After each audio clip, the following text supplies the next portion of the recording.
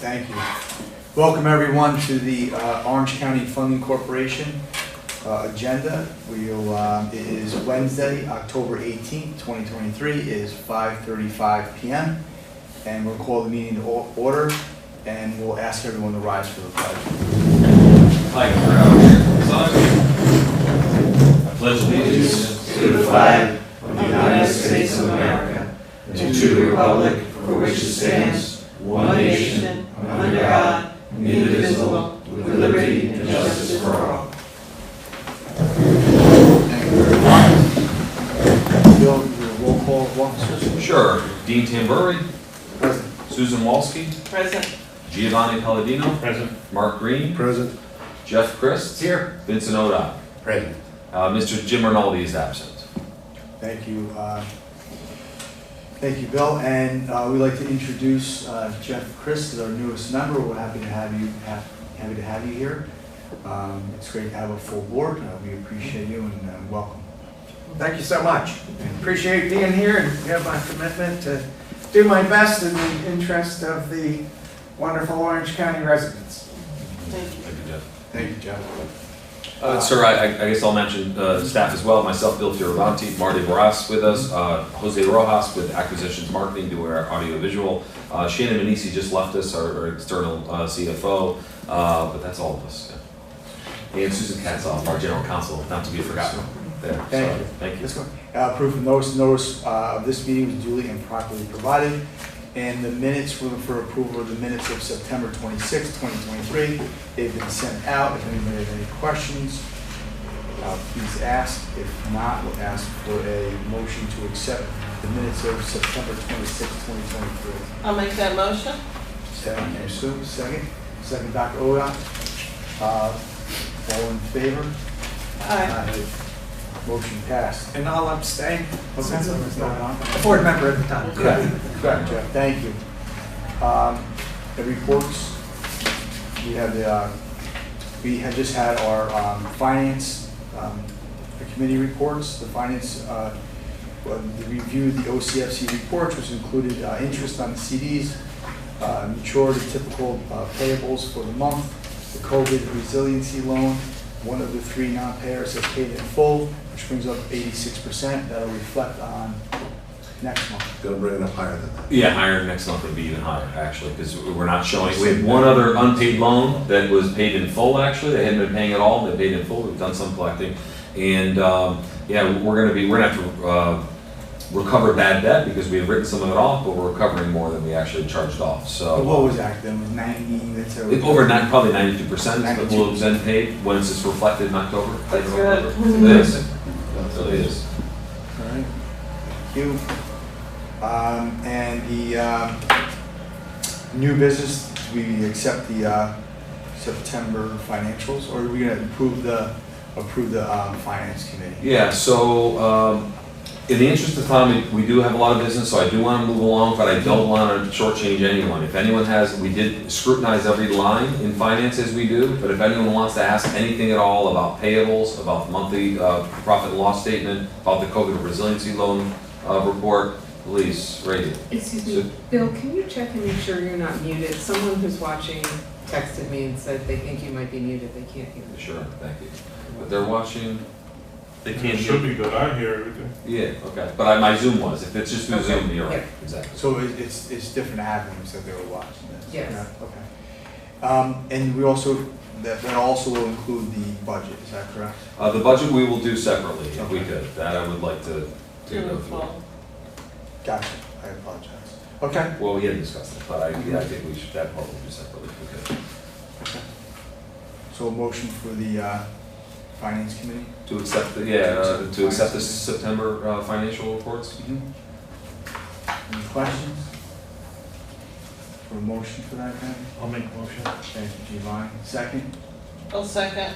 Thank you, Sue. All in favor with the absence, abstain of Jeff Christ?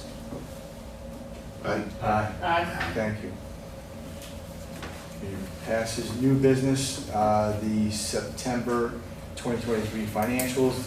Again, the Finance Committee made a recommendation to accept this report as presented. If you want to take a look at it, I mean, again, any questions or a motion for approval. I'll move that it be approved as recommended by the Finance Committee. Thank you. Second. I'll second. Thank you, Giovanni. All in favor again with the absence of Jeff Christ? Aye. Motion passed. Approval of the September and October payables. The Finance Committee again approved them, reviewed them, and asking for the full board for their approval.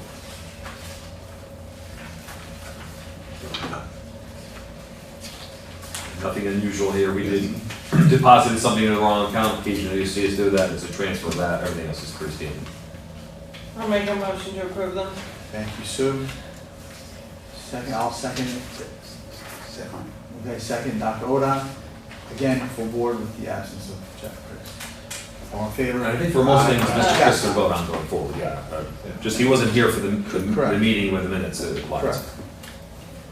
In the resiliency loan, as we discussed, with the payables coming in, up to 92%. I'll make the motion to accept them, presented, if they have any, from the Finance Committee. For a second. I'll second. Thank you, Sue. All in favor? Aye. Motion passed.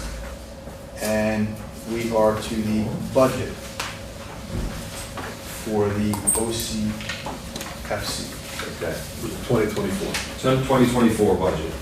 Just a reminder, we'll do this twice of course, one for OCFC, one for OCIDA.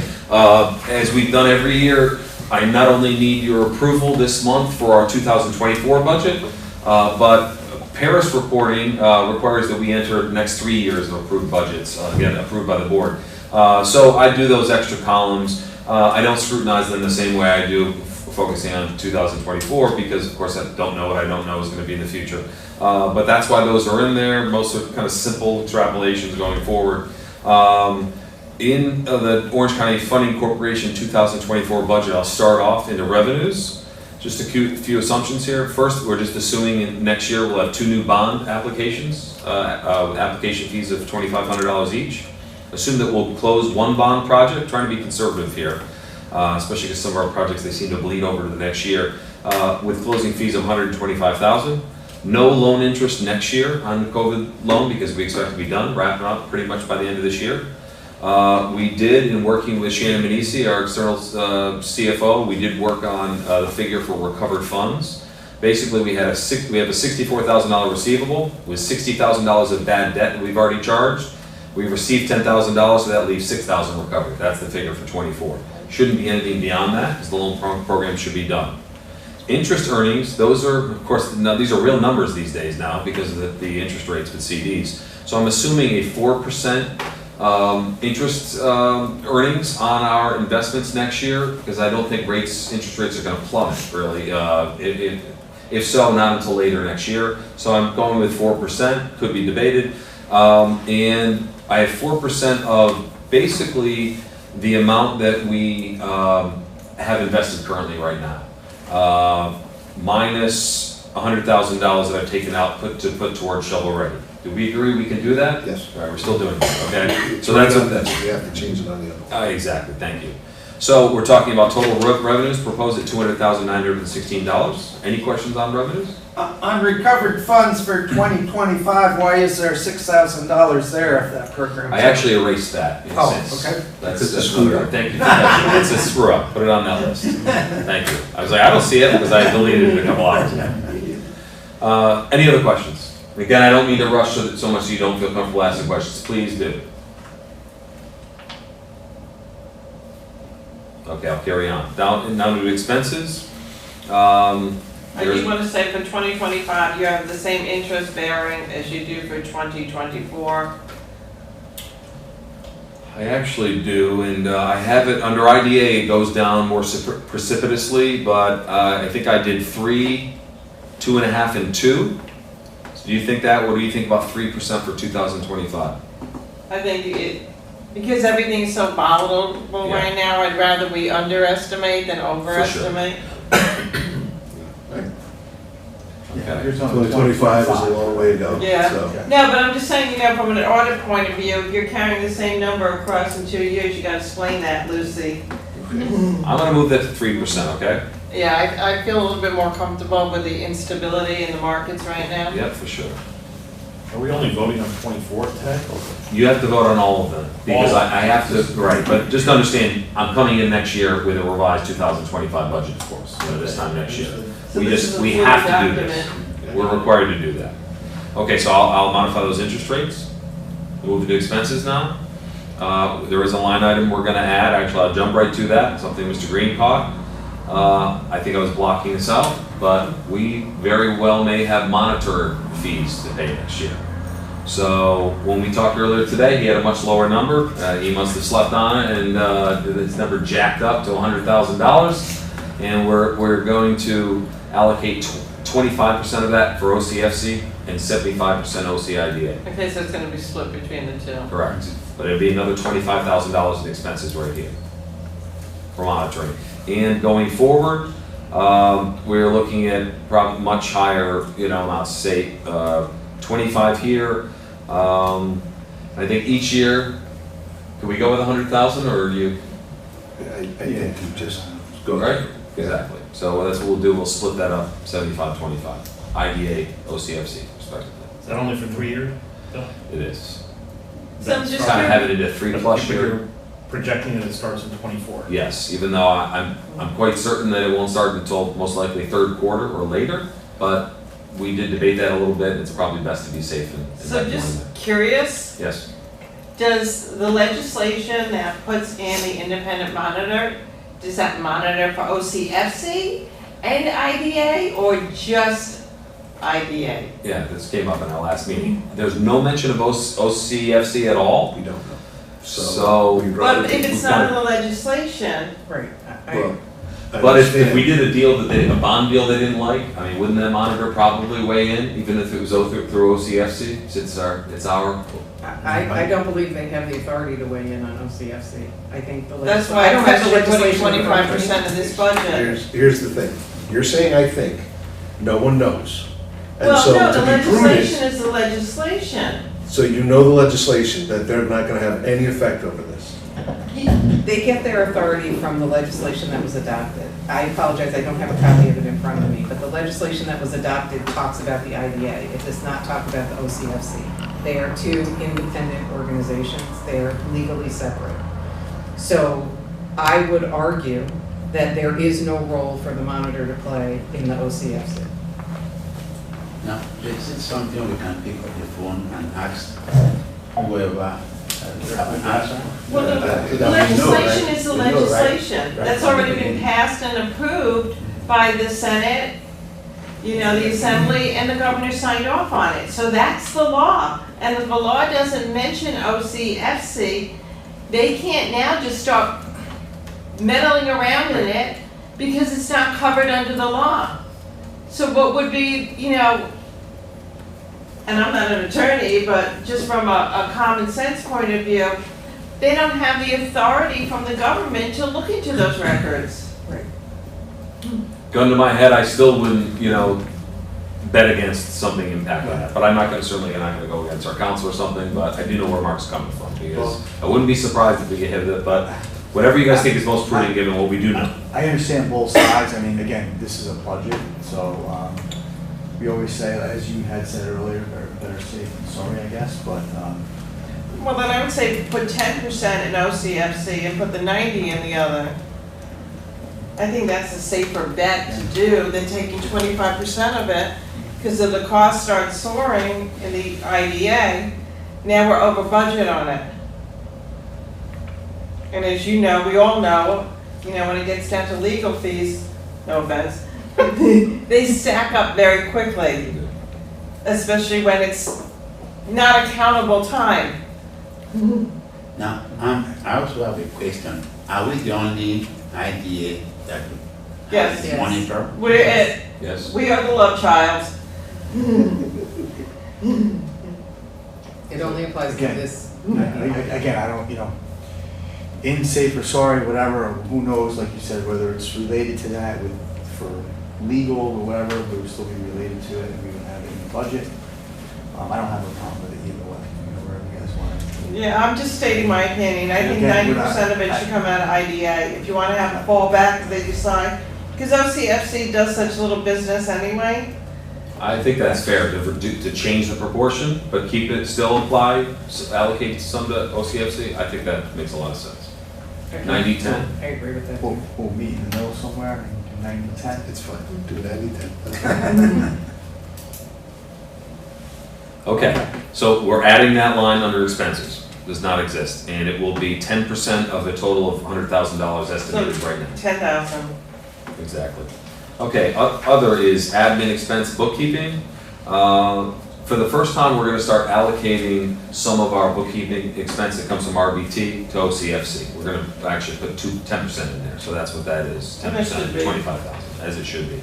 Professional fees, this is just a portion, actually a quarter of fees we pay to Harris Beach for our Harris reporting, consulting and support. I'm sure Marty will second me. It's money very well spent. They do a tremendous job helping us with that, frankly. So we do that, and it's got a couple of payments to a stenographer for public hearings, assuming we have 2 deals. That's in there as well. Annual audit, that's $500 over the 2023 rate. Insurance, that's just an estimated 8% increase over current premiums this year. Legal, just a slight bump. Actually, we've only attributed $1,500 of Bousquet Holstein's charges, about $1,500 for OCFC, so I've just got a little bit above that. Loan program administration, that is just for the Down Home Solutions loan administration software. It was for the renewal of that. This is the last time we'll be doing it. That's why you see that being a 0 amount going forward. I do have it in for next year in case we need it for, I'm going to take it out of 2025.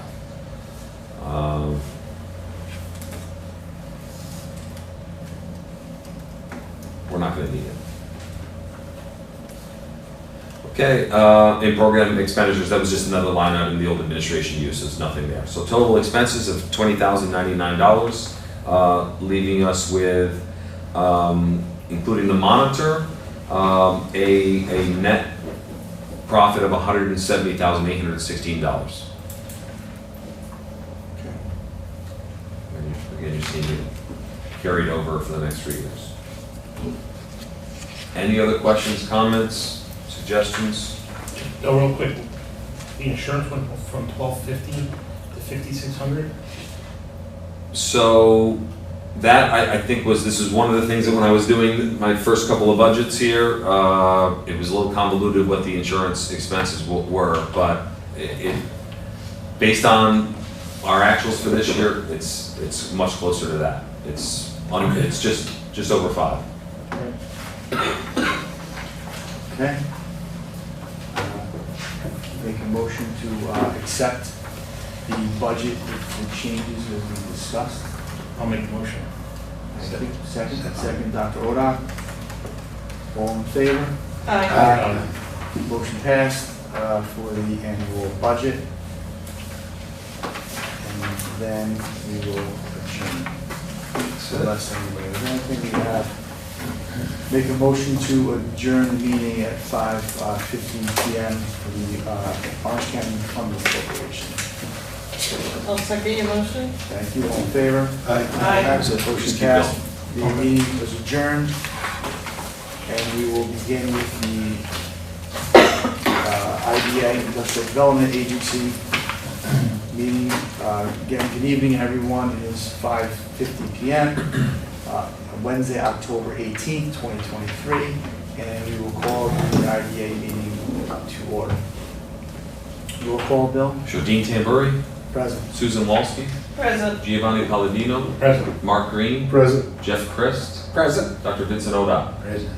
Right, 6 members present. Mr. James Rinaldi is absent. Bill Fioravanti, Marty Boras here as staff, Jose Rojas, and Susan Katzoff, our consultants here. We do have a couple of guests. Mr. Louis DiCostanzo from Sapa Hospitality, Mr. Lubach from Spectrum Financial Services. Maybe we could do the minutes, and I thought maybe we could move the order around, sir, to bring Mr. Bach up. Okay. And we just want to, again, I guess we're like separate meetings, but welcome Jeff Chris to the IDA. Thank you. Thank you. So the proof of notice, this meeting was duly and properly provided, and the minutes, ask someone to make a motion to approve the minutes of September 26, 2023. The minutes are in your packet. Take a look at them. Any questions, comments, or a motion for approval? Make a motion. I was concerned, I did read the minutes prior to the meeting, so you made a motion, I'll second it, Doug. Okay, all in favor? Abstain. Thank you, Jeff. And so and we're gonna move on to the, Yes, we'll move to retirement. Mr. Bach has been waiting patiently, so as you know, you voted last month to approve us, authorize us to set up a 401k plan, retirement plan with profit sharing as well, authorizing us to do so with Spectrum Financial Services, who happen to be, not really the reason we came to them, but they happen to be affiliated with RBT, who of course is our CFO service. And you know, our intentions were to try and make up for some lost years for employees that had no retirement. I am an example, but just 2 years. Kelly Riley, we're talking multiple years. Marty, a year plus. And we're trying to help make some people whole, since they were really, you know, they were told they were going to get retirement coverage and never did. So that's the intention, but we want something that's sustainable. We looked at New York State pension, really just didn't seem to be the best avenue for us. So we had a few meetings with Mr. Bach and his team. We appreciate their work. Again, we agreed to move forward, but tonight he's going to be here to talk about actually authorizing investments for 2023 in the plan. So he's going to talk about, you know, what your responsibility is. Thank you. What kind of options you have, and hopefully come to a point where you can vote to approve. If you don't approve tonight any sort of investments in the program, we'll want you to do so in November, because you have until December to do it, and then we will lose 2023. So that's the reason we're trying to make a decision tonight or in November. Mr. Rock, without further ado, thanks for joining us. Yes, thank you for the opportunity. As mentioned, I'm Lou Bach. I'm with Spectrum Pension and Compensation. We're an employee benefits consulting firm located in Newburgh, and we serve clients throughout the Northeast. We do both corporate benefit programs as well as union benefit programs. We have 5 employees located here in Newburgh. We have approximately 145 401k plans here in the Valley. As Bill mentioned, you know, we were consulted with regard to various options for retirement benefits for the employees of the IDA. And based on the flexibility, based on the costs, the decision was made to move forward with a 401k plan. What I just handed out to you is basically some information, and I want to thank Mark for, you know, saying that we need to kind of lay the groundwork. I mean, this is something that, you know, I do every day, and I make certain assumptions, I guess. 401k plans are the predominant form of retirement benefit in the United States today. So really the first page in just talks about, well, what is it? What is a 401k plan? So how is it considered by the IRS? And then with regard to certain structures concerning how do employees become participants. So we mentioned that here. So in the case of your employees, you have 3 employees, it's our understanding, that they would all be eligible for this program. Then this, again, it's been implemented. There are basically a few funding sources. 401k is actually the section of the IRS code that refers to the ability of an employee to defer some of their pay, and then with the understanding that the employer will fund that into the retirement plan for them. Predominantly, these 401k plans are referred to under the code as profit sharing plans. Sources of contribution is the salary reduction, which is an employee decision. Each employee is given the option to either participate in the program or not. That is the elective deferral portion. In today's times, we have both pre-tax and post-tax deferrals that can be made. That's really a planned provision. If the employee decides to do that salary reduction, what most employers have done is added a matching contribution. And that was really initially, when these plans started in the late 70s, to encourage people to participate. and to also be able to pass some pretty stringent, non-discrimination testing. So it would really get the non-highly compensated employees to participate in the plan, which would then allow the highly compensated employees to participate, at some greater level as well. Fast forward the clock, there was some criticism brought before Congress with regard to the inability of some people to make 401k deferrals because others were not, and they arrived at the safe harbor, ability to safe harbor a plan, and you can safe harbor the plan with either a matching contribution or you could do some type of a elective profit sharing to satisfy the safe harbor provisions. We predominantly see, again, safe harboring plans with a match because it incentivizes the employees to participate.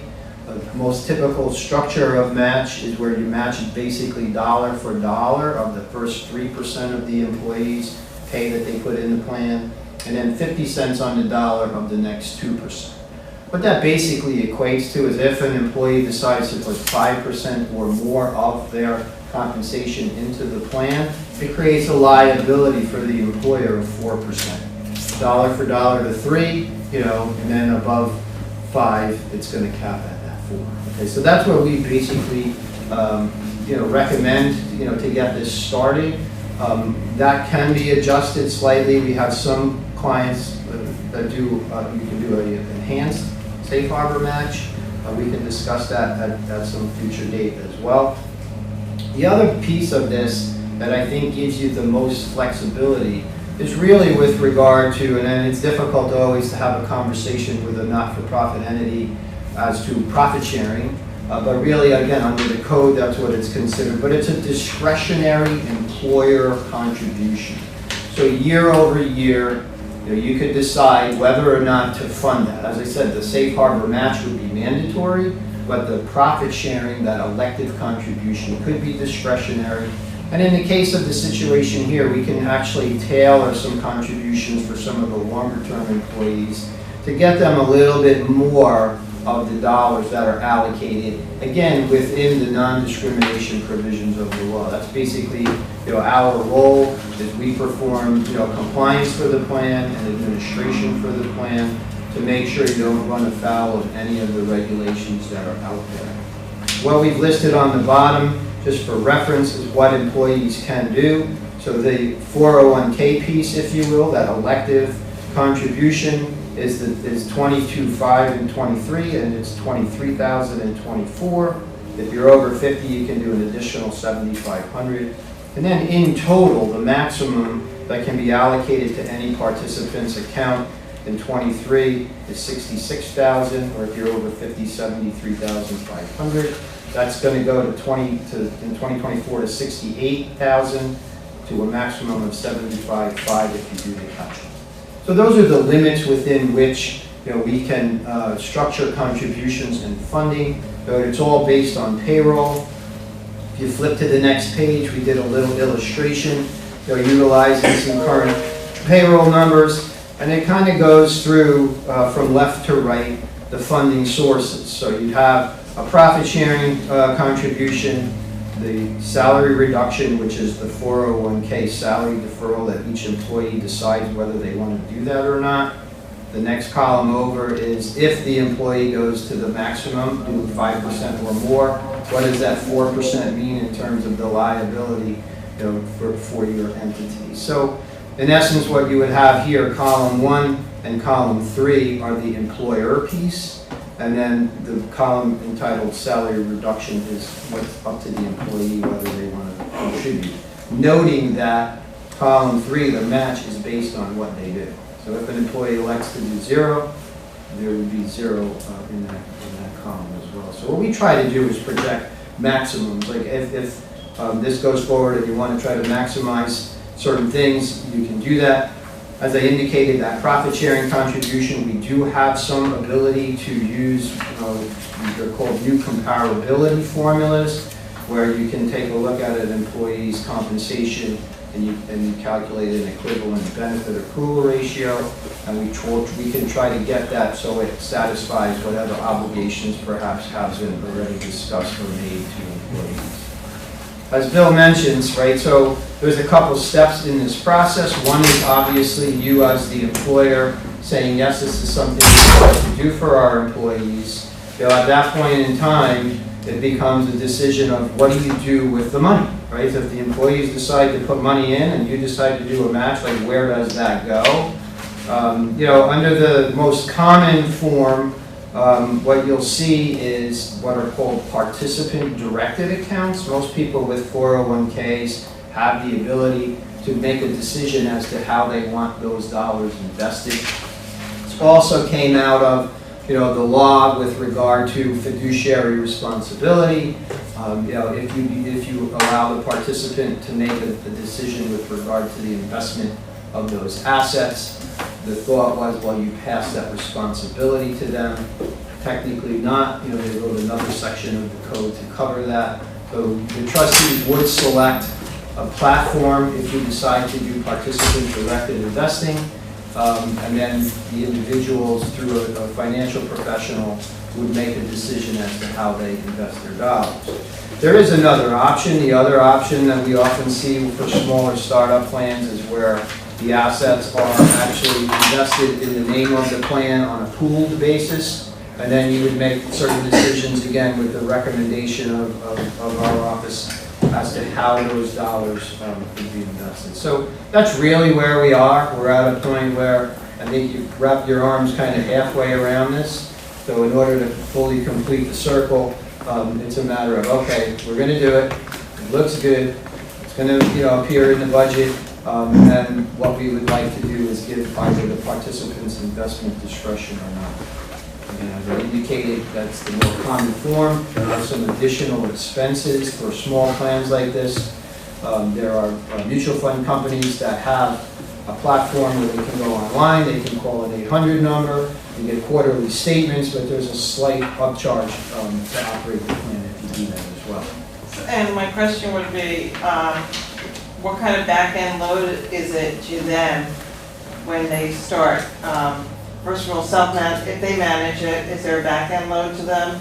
And when it converts over, when they start drawing on it, what kind of back-end load do they have on it? So the mutual fund environment has really evolved incredibly over time.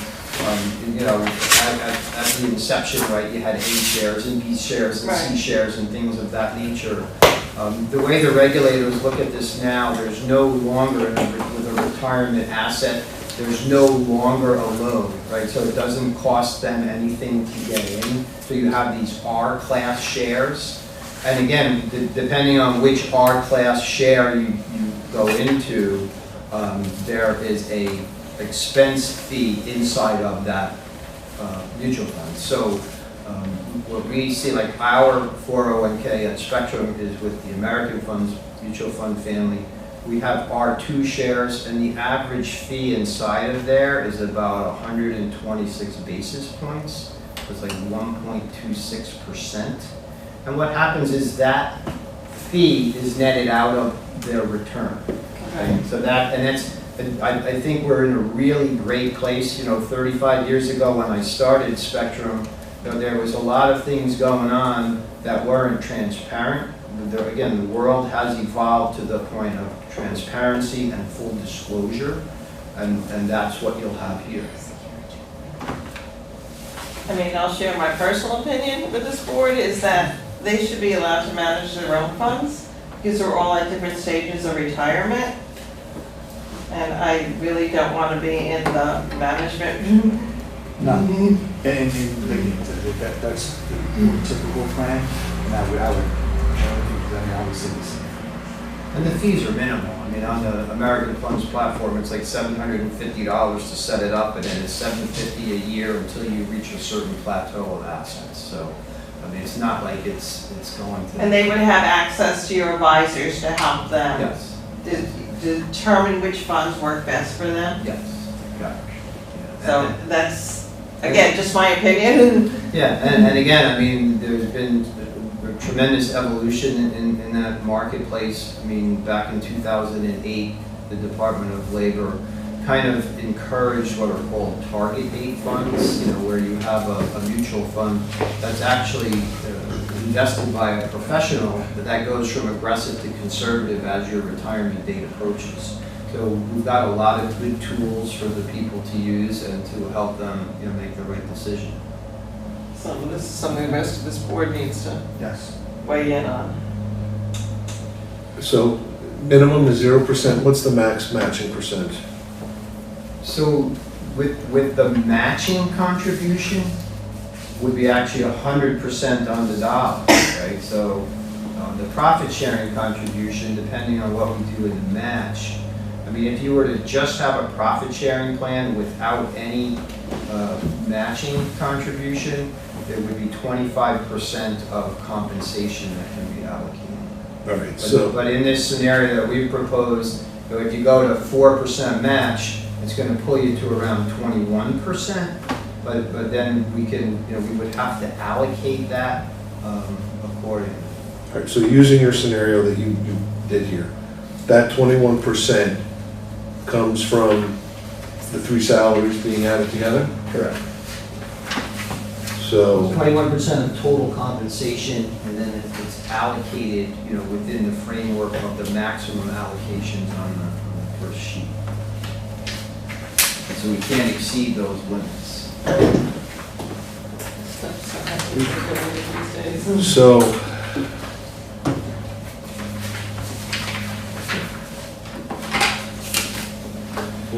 We discussed like having both, correct? We said 401 and the profit sharing. And So- in the allocation here, so if there was a So commitment you're looking at- made to an employee, we tried to top load that. So I guess Kelly is going to get, in this new comparability allocation, she can get, as much as 3 times the lowest amount that we can allocate. That's what we've shown here. where are you showing? So Martha is in the profit sharing column. You can see Martha is at 5%. And Bill is at 5%, and then Kelly's at 20%. Using these particular numbers? Correct. And that gets you to a total of 25,460. All right, so I'm not coming up with those numbers. So if I add these 3 salaries, I get $265,000 times 21%, right? I think again, because we're limited what we can do in total to max out Kelly.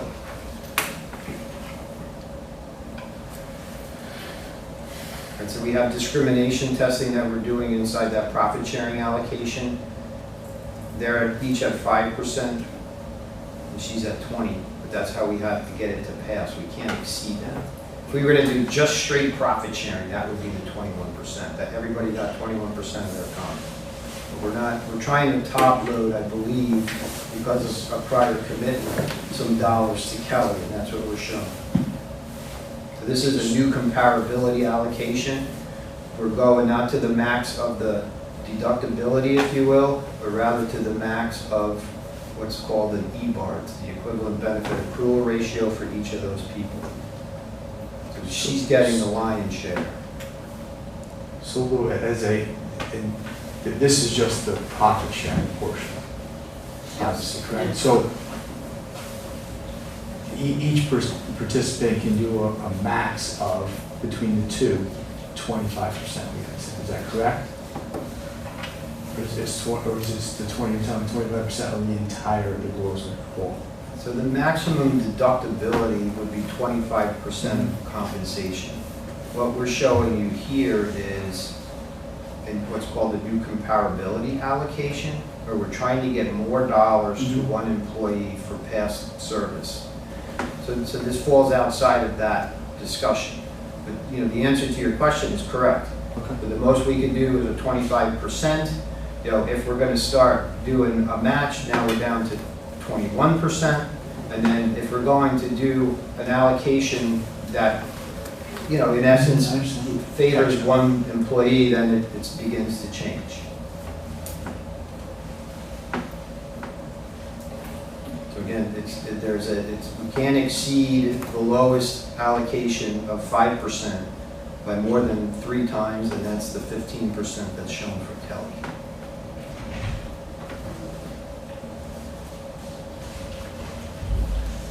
Somewhat fluid, based on compensation, right? So if there's any type of, you know, arrangement made to try to encourage folks to do a salary reduction, whatever, it begins to change some of the numbers. So if we didn't try to allocate more to Kelly, what would the numbers break down? You're saying it would be 21% of each Correct. person's salary? Correct. All right, and so that number to me comes out to, Bill would get 30,870, Kelly would get 16,088, and Martha would get 8,489. So then, That's max. that's the max out, and yet Kelly would still get her number. To the extent you have the dollars to do that, absolutely. But to the extent that we would want to do something more for one person, then that's where we're illustrating. But we're not doing more for one person. We're just taking away from 2 other people. We're not giving her more of those It's an people. expense to the. It's a budget consideration. Oh, I understand, but I don't care about budget. I'm trying to just figure out what are the actual numbers. And the fact is that we're not taking from Peter and Paul to give to Kelly. No. We're just not giving things to Peter and Paul. So that's a different argument in my eyes. That's what I'm trying to get at. I'm trying to figure out what, if we were to max out and give everybody the max, what would that be? And according to you, it would be the numbers that I ran. Correct. 31,000 for Bill, 16,000 for Kelly, 8,500 for Martha.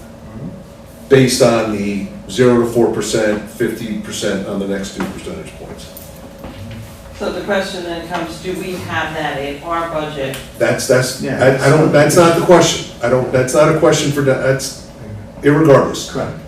irrespective of it, not irregardless, This is to irrespective. approve what we can do. Exactly. I'm Correct. trying to Gives us the figure option out of- what our options Correct. I are, just wonder what the option. then we can discuss Correct. those Okay. options. Correct. Okay. It may not be anywhere near that, it may be different, maybe, but as long as we know we Well, can and do it. again, from a budgetary standpoint, if you implement this 401K plan in Safe Harbor, then your liability max would be 10.5. If you adopted this and tried to top load certain people, that's where we're showing you here a budget of about 36. But if you wanted to max out the plan, then you're looking at a budget that's closer to 65. But you have that flexibility, I guess that's the Correct, point. that's what. Right, the flexibility and the profit sharing is what really, I think, brings us to this conversation. All right, so I think I've got what I need. So now, let's say, would you be able to do, so it's all or none, right? So it's 21% of everybody, each individually. Or is there an option to say, Kelly gets 21%, Bill gets 10%, Martha gets 10%? We'd have to run that through testing, that's possible, you know, because, and again, in that situation, hers does not exceed theirs by more than a multiple of 3. We could run it to see if it tests out. Okay, all right, so it's a multiple of 3, that's the test. All right, so Bill, we wouldn't have to worry about, it would be about Martha. So if 10% for Martha, that would be 4,000, 16,000, that's 4 times, that doesn't pass the smell test. Am I reading that correctly? Right. Got it, okay. And again, to whatever extent it exists in the budget, and to whatever extent you want to particularly identify any employee, we can run those scenarios. You have that flexibility.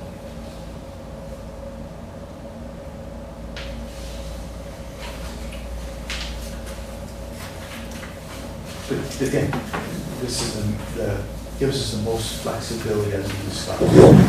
This combination of the 401K, 401K safe harbor, and profit share. But, you know, I understand we're trying to get to where. I would like to be able to 100%. make a presentation Correct. that says, These are our options. here's your Chinese menu, here's what we can do, and then we can address whether or not we have the budget to do these things. But at least if we have this all on paper, laid out, then we can make that decision. Okay, Because right now, we're, a little all over. Well, that's, like you said, that's a different conversation. Exactly. We have to understand what we can do. right, So and we wanted that option for, and then obviously for future employees, boards, et cetera. Growth. And on the profit sharing, you go 0 to 55, right? And then if you want to do some type of different allocation, then we would have to test it. when you say 0 to 55, 1,000, yeah. Like to at the full 21%, those numbers are. sorry, 55, gotcha, yep, right? yep, you're right. But then you have to remember that you're still committed to do the 10-5. So again, your budget runs from, 10-5 all the way to 65-5.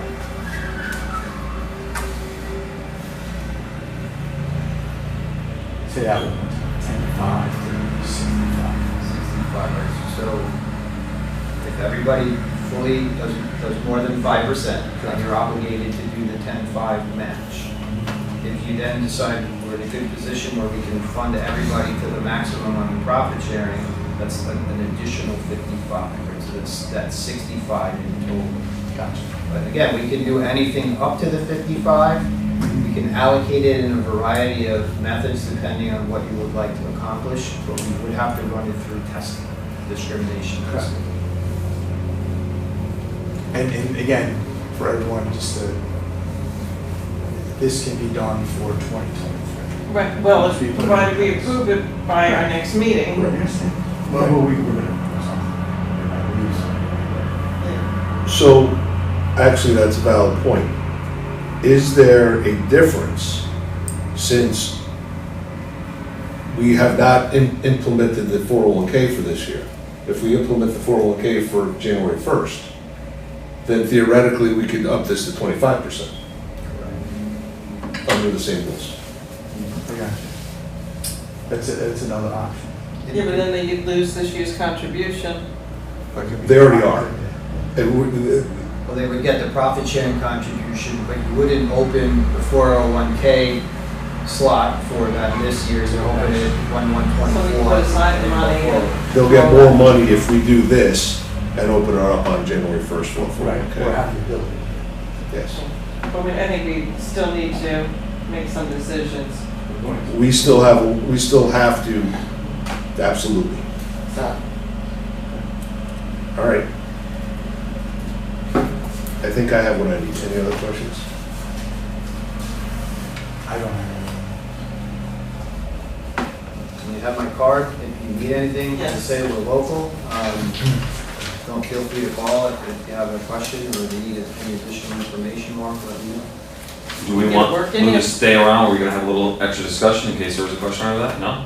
I mean, I don't think so. So I think the plan is this. I will put pen to paper, create a spreadsheet. Send it over to you. Make sure my numbers make sense.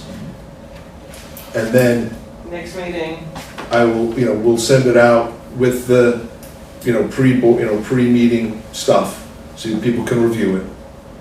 And then that way, next meeting, we can make the final vote, and we'll have it ready to go. Does that make sense to everybody? it makes sense to me, and I'm just telling them, just. yeah, because this way when we have the numbers at the same time, we can look at our budgeting and Exactly. make sure that, Because the next step is, I would like to make sure that our CFO gives us an up-to-date, yeah, so well, we know that we can fund this without exactly, scrutiny. exactly.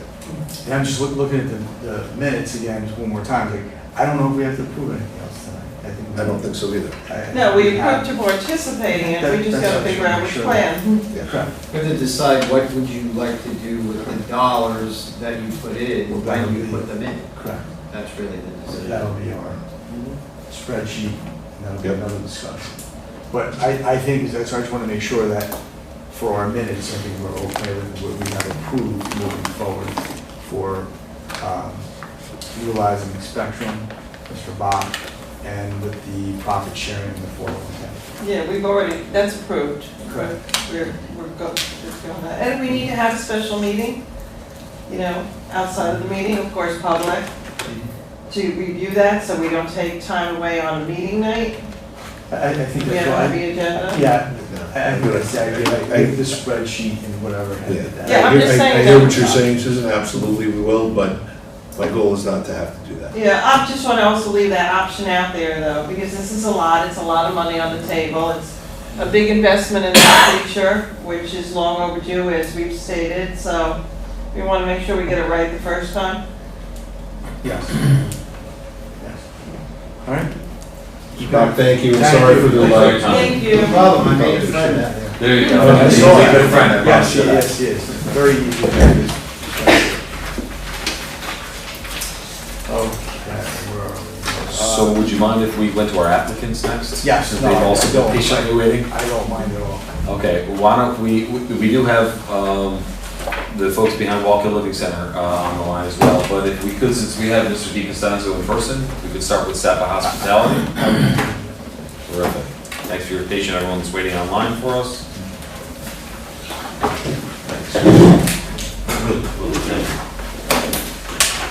Lou, the floor is yours. Please, we're just looking for you to kind of introduce the project very basically. And also, if you would start, tell us what your other jobs are so that everyone kind of understands the nature of your work. Yeah, you can understand our family. So, my name is Steve Costanzo, thanks for having me today. I've been with Sunny Patel now for 13 years, and we're Sullivan County bound, but we moved our headquarters into Orange County. In the last 4 years, we built a lot of the Beer World projects, you know, that is us. We have a few different hotels in the area, and we're looking to build this new project close to the Hampton Inn and the Courtyard over in Middletown. What's known as Crystal Run Crossing. Yeah. Excuse me 1 second.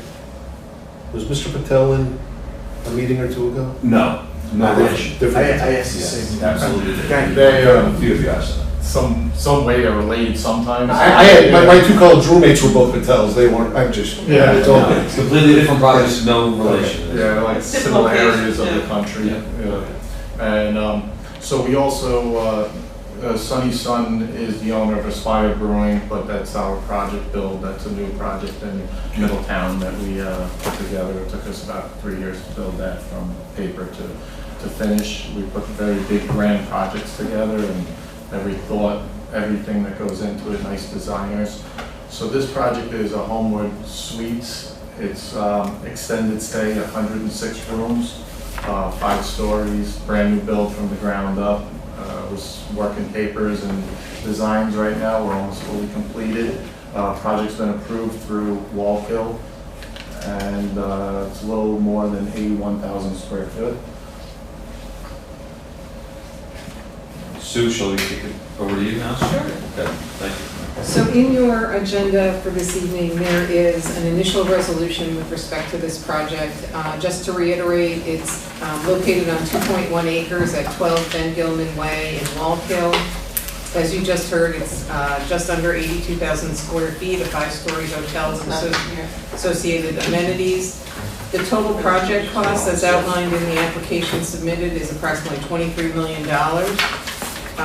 They are ultimately looking for sales and use tax exemption in an amount not to exceed $1,444,631, and mortgage recording tax not in the approximate amount of $138,000.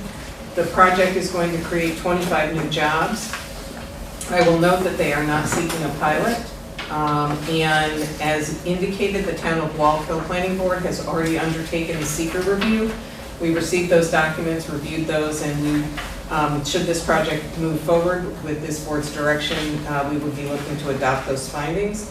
But the resolution before you is simply seeking the authority to hold a public hearing, which is a condition precedent to the board taking any further action. So was there a negative deck given by Walkill yet? There was. Oh, okay, so. Did you, A negative declaration of secret. So it has no negative impact, environmental impacts. Negative's good. Negative's Negative's good in the That's like a sense. doctor, I got it. Yeah. It means pretty much it's done with Walkill, they've said yes. I'll make the motion to approve, to move forward to public And I'm gonna second that motion for a public hearing. individual roll call. Sure, we can do that. What do you think, Sue? Is there any other discussion or questions before we take? I was just curious, and I know the public hearing will get into things a lot deeper, but it looked like in reviewing the application, these approvals were done by the town of Wackel a few years ago, 2020. We purchased, one person started the project in that area, and then we purchased it, and then we continued it. Okay. So he was probably like 60% done, really close to full approvals, but we had to do the building plans, the site stuff. Okay. So we got a little bit of the project helped out. So it's been over a few years, so Yeah. that you've been between you and the Yeah, the previous. former person. Thank you. Actually, since he asked the question, what's your hope to be completed by? With everybody's approvals and stuff, we'd like to hopefully, like March of 2025, we would like to get running along. So what would the construction, when would you look to start construction? What could you, if everything went? If everything. We understand all these things can be fluid, so. Yeah, it's not so shooting. if everything went perfect with your board and everything here, we'd love to get started by, the beginning of the year, something in that range. Spring shovel. Yeah, we were trying for now, but things were holding us back, we kept trying, and economies and things like that was. Any study done so far? Any study? Yeah, we've had some studies done prior to the Homewood Suite style, but then Homewood Suite also did a study of the community, and the community is still in high demand of We are so rooms. short on hotel space, so short. This weekend with, they have the Allison Whitney Foundation Gala and a bunch of weddings, almost all of Orange County sold out right now. Everybody's going out to Matamoros. And economic impact studies too, right? Economic impact. I don't think they've done that. No, I don't believe so. They've not done that for this part. I will add that we received 2 letters of support from Orange County Tourism and the Orange County Office of Economic Development, both saying that there is a need they support the project, there is a need for greater hotel rooms, as Ms. Walsky said. They actually commissioned a study on a conference center to see if we could support that, and that study came back saying that Orange County needs more hotels. And most of it is extended stay rooms, but we do have some regular rooms in this next step. And related to the extended stay, is it, you find that there's more extended stay, or people might even would they rent those rooms anyway, even if it was short, or is it? If they were short, they would rent it anyway, but it seems to be like when you have these construction workers or people from out of town, and they bring their family to Legoland or something, and they're gonna spend a week, it offsets one night, maybe at the restaurant, for the most part. Sure. They still go out. When I bring my family, we still go out.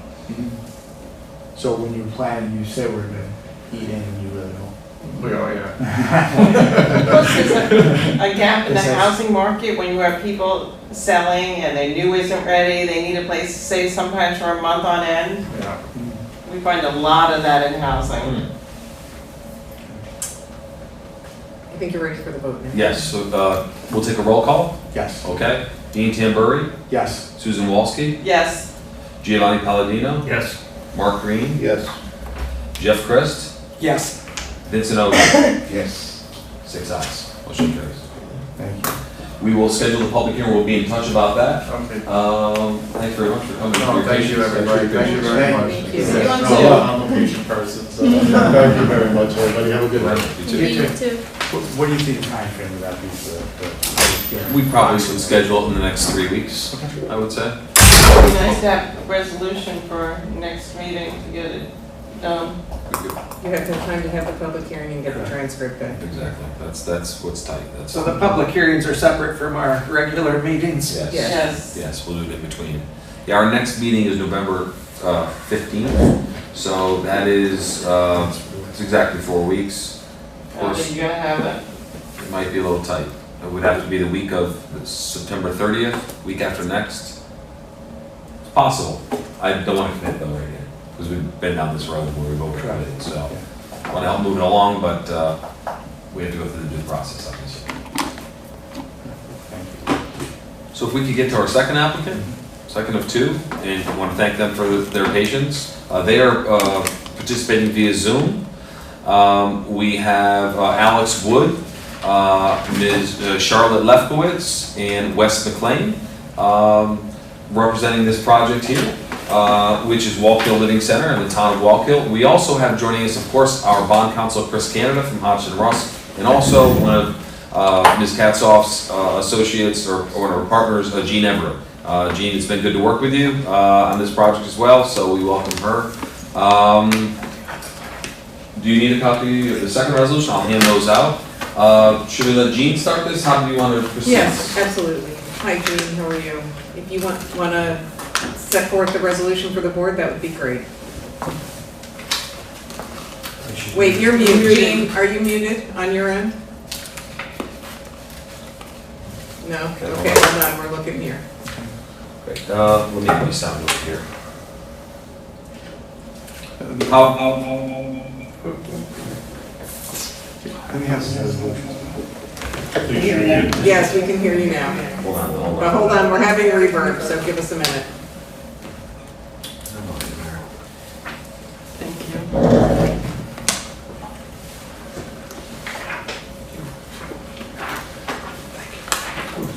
Shut off here. I'm gonna need to. Soon we have one. Yeah, I have one, yes. Yeah. Jean, how about that? Ooh.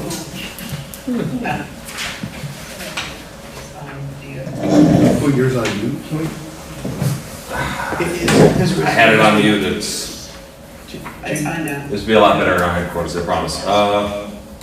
It's just you, but in all respect, it's just you, so if you don't talk for now. Jean, go ahead and see if that works. That's good. Okay, well, good evening, everyone. If the resolution you have before you is similar to the one that you just adopted, it's just to authorize the public hearing. And in addition, you're making authorizing that if the project and the financial assistance is approved, the applicant will be able to reimburse some of its costs, preliminary costs from the proceeds of the bonds. This project is to acquire and rehabilitate existing senior housing located at 455 Shutt Road Extension in Middletown. It's approximately 14 acres and approximately 150,000 square feet, single buildings, 6 stories. It currently has 136 bedroom, 2-bedroom units that are income restricted and restricted to seniors.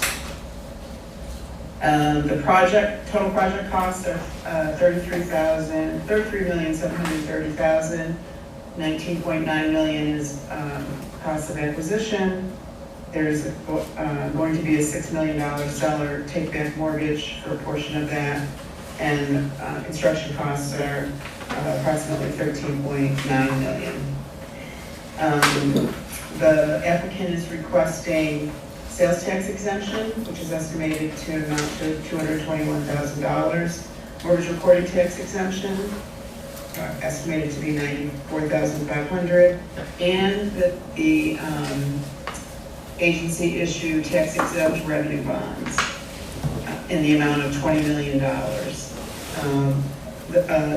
Because the project will be income restricted, it's eligible for tax exempt financing under the Internal Revenue Code.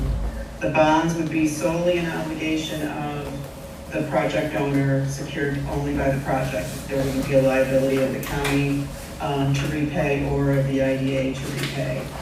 The applicant is not requesting a pilot because it's getting the property tax exemption from the municipality. There is an existing pilot tax abatement agreement on the property that will be renegotiated.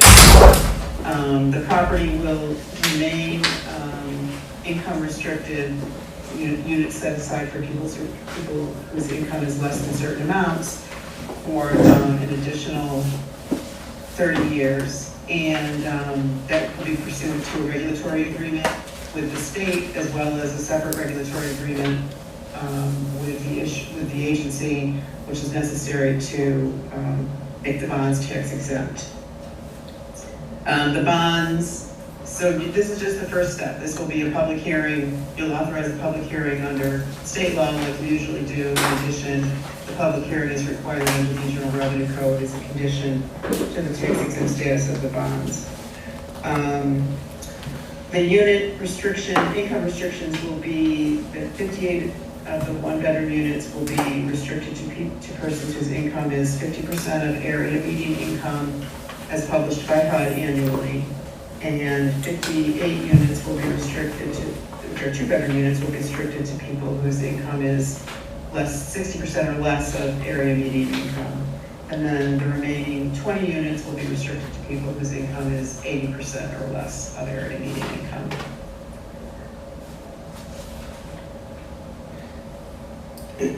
Are there any questions? Yes, you had said the town had exemptions currently.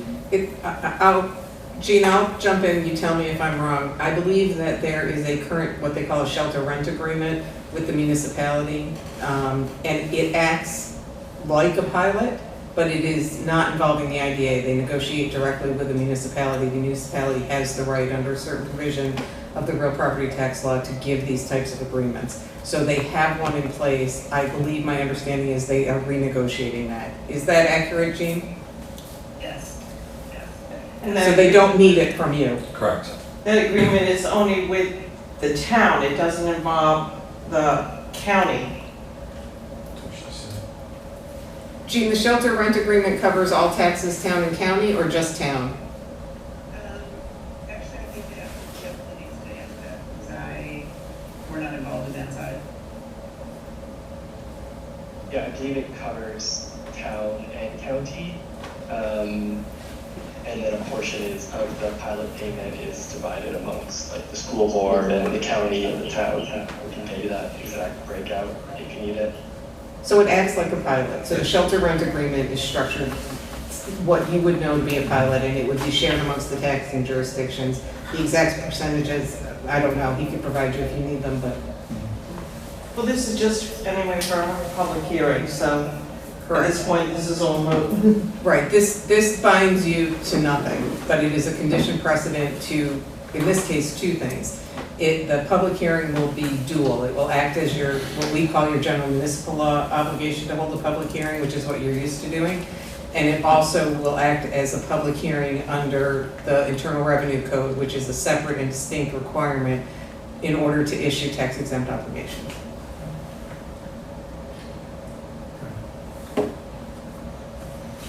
So considering the need for income-based housing in this county,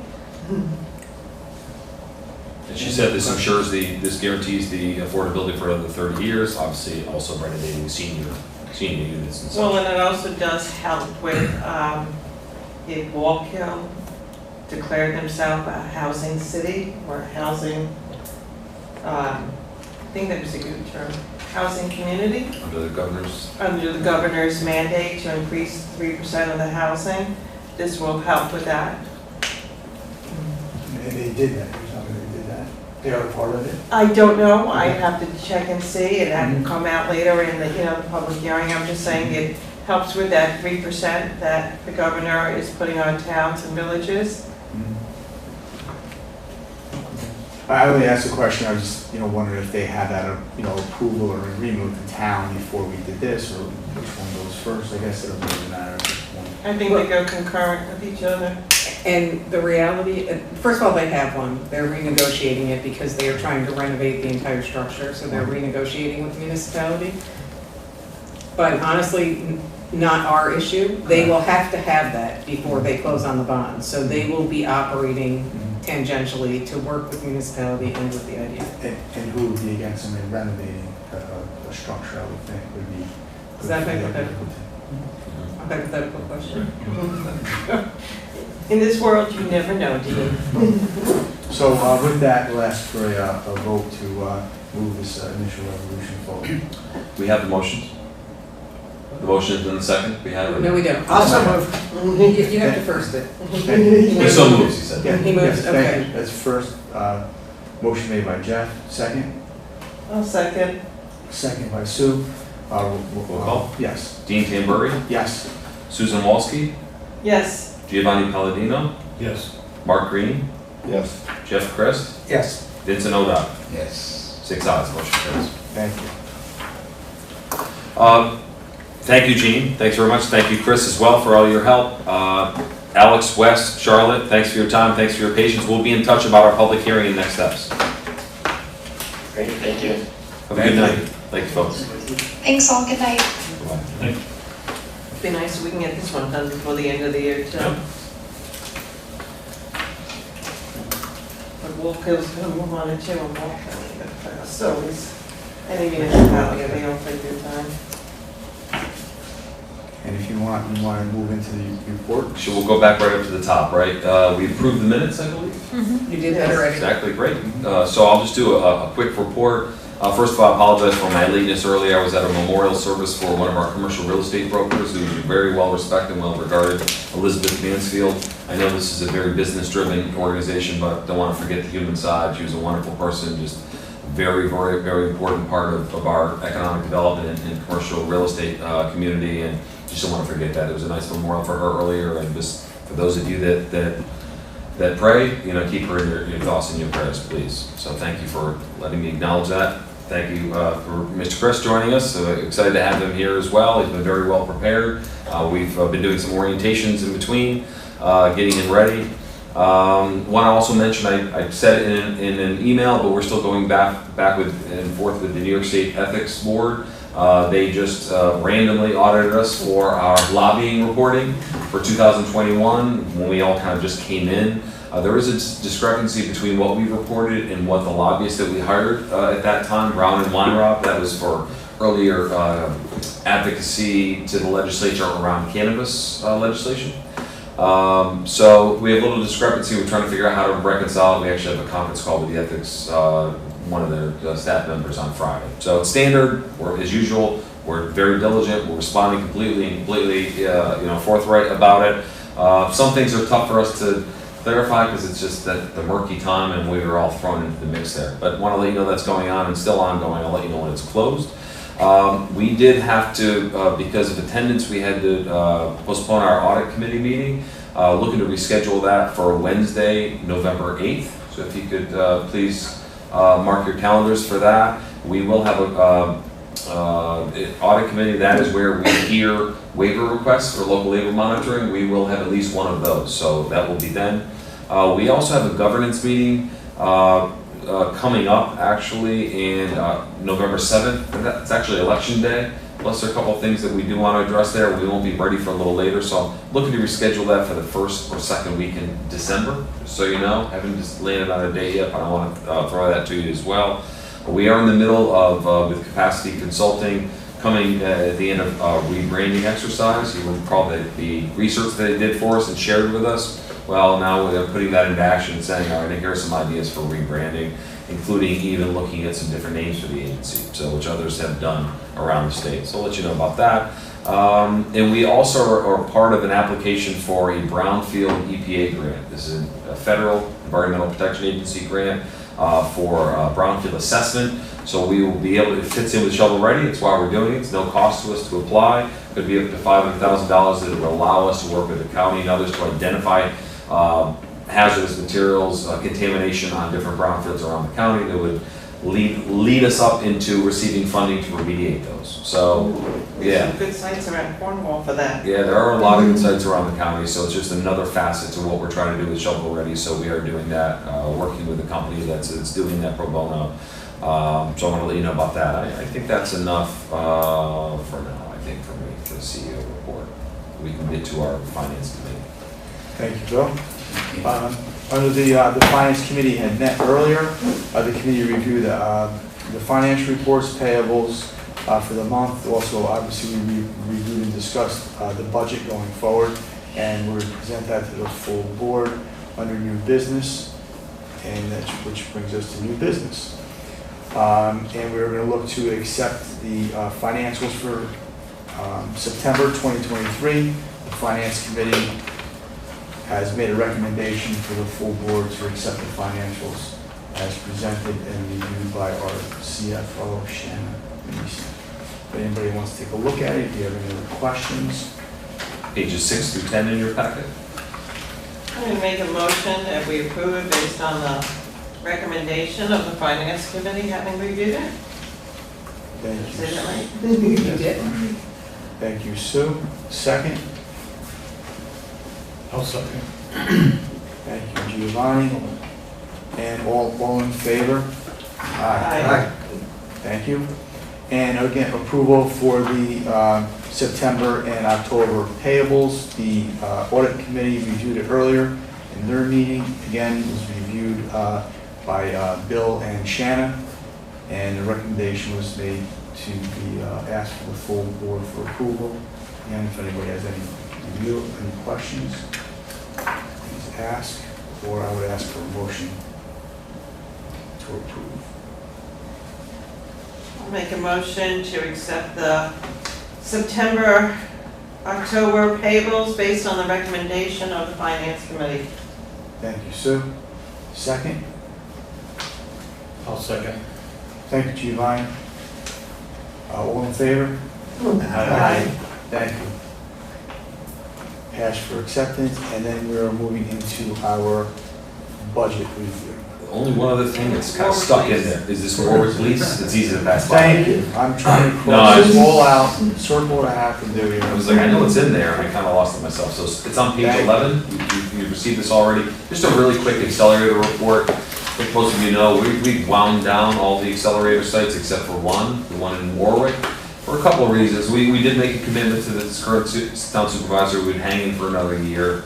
And we don't pay anything for that site. The others, you recall, are exorbitant fees for rent, utilities, etc. So we only pay $1 over the term of our lease at the town of Warwick, and we do recoup rents from our tenants. Not much, not enormous rents. Of course, that's the idea, as you know. But we do recoup that. There are CAM charges, common area charges, utilities, etc.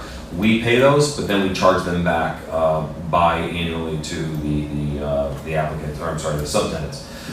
We had at Warwick 3 tenants there, and I remember telling you that this is the easy site, and then all of a sudden we had tenants fighting with each other. We had bees in the walls, everything. Well, 2 tenants left. We have 1 tenant left. The bees are taken care of. It's all patched up. Thanks to the town of Warwick for working with us on that, and to Mr. Rinaldi for recommending the beekeeper, as we were striking out, and he helped with that. Well, again, those 2 tenants moved out. Scripted Fragrance is now our only remaining tenant in Warwick. They're a candle maker. They've been very successful, frankly. They've gone through a lot of growth. So they are taking over the 2 former tenant spots in the Manor House of Warwick. So we have a lease for those spots. You'll see the effective date is October, because the other subtenant moved out before that. Early on, we allowed Scripted Fragrance to start storing things in there. They also asked if we would paint those rooms. And we said, how about we give you a 3-month rent and you paint them? And that's what they did. So the lease says, effective October 1st, they start paying November 1st, to be clear. The end of the term of that lease is June 30th. And we have a few leases with Scripted Fragrance for their different spots throughout the building. They all end at the end of June. So just to go back on the plan there, out of respect to Michael Sweet, who's retiring after his term ends this year, we didn't want to just have the new person come in and all of a sudden the moving van is there. We committed for the town's sake, and frankly for Scripted Fragrance's sake, so they had some certainty of what's going on. So they're there until the end of June, they know that. Again, I've been upfront with Michael Sweet about our intentions, and there's an incoming supervisor. Well, he's the former mayor of Greenwood Lake, Mr. Jesse Dwyer, well-known, well-respected. He's got to get elected. He's running unopposed for supervisor. It's not, it's not a shoo-in, but it does help he doesn't have an opponent. He and I actually met last week, and I wanted to make sure he understood everything that was happening and our intentions to leave respectfully, at the end of June, he understands that he's on board, supportive of it. So we're looking to have you approve this lease, allowing us to enter into it again for the 2 remaining rooms at the Manor House in Warwick for Scripted Fragrance, ending end of June, and then that will be the end of the Warwick Accelerator as far as we're concerned at that point. So when we leave, then what happens? Like, then The town is going to become the direct landlord. So the good news for them is that it's right now they're really not getting any revenue from us. We're doing performing service for them.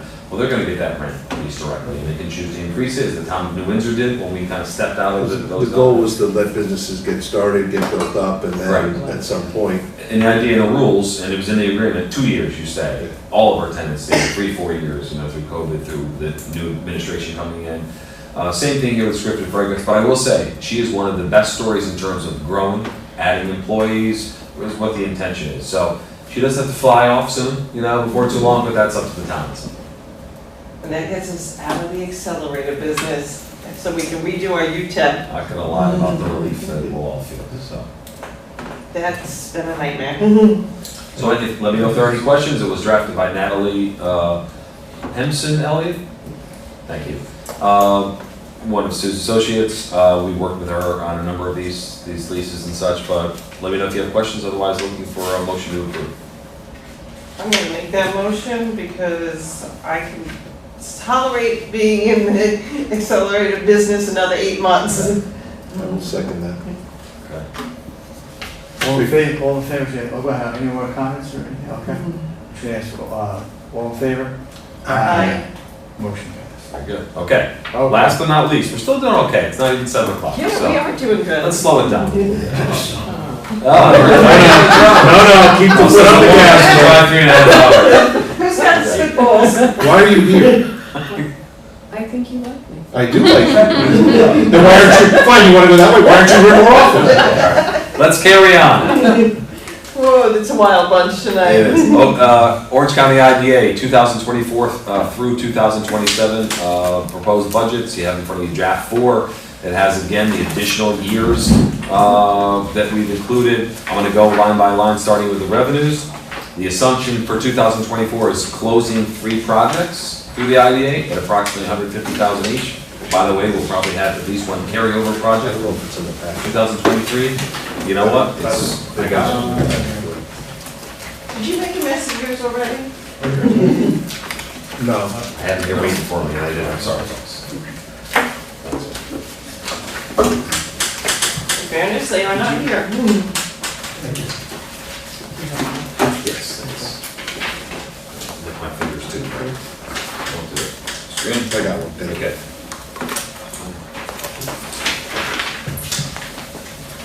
Thank you. We good, right?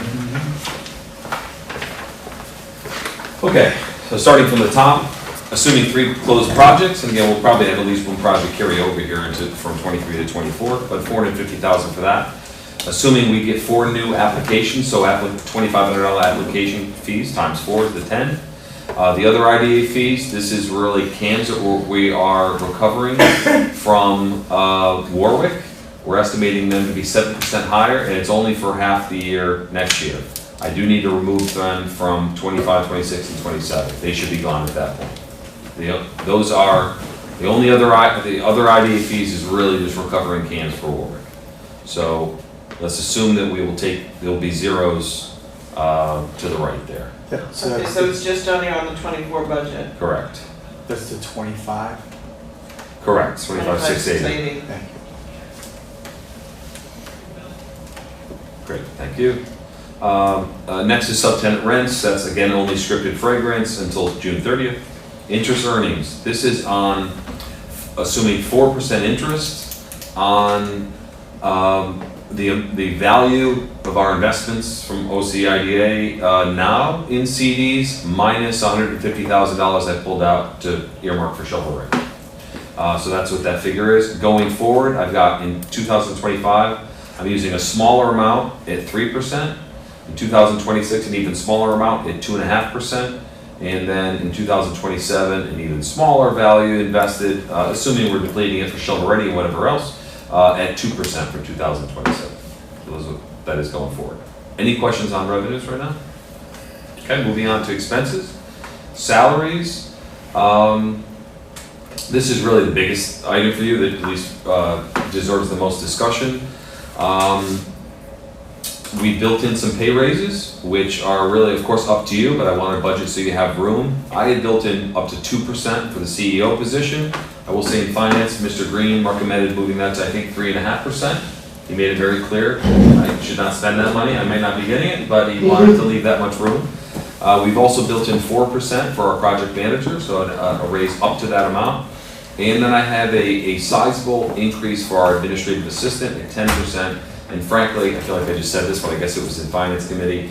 It's really because of an incredible increase in responsibility. We hired that position really to do minutes and more simpler clerical duties. And what she and the project manager are doing is really the function of the IDA, really making it work with our attorneys, with the applicants, and involving in working with applicants, the attorneys, performing some of these audits, responding to such things like that. Very high level as far as the IDA is concerned. So we started her at really a base rate for a clerical position, $22 an hour. Happens to be exactly what our warehouses will start at. I will comment.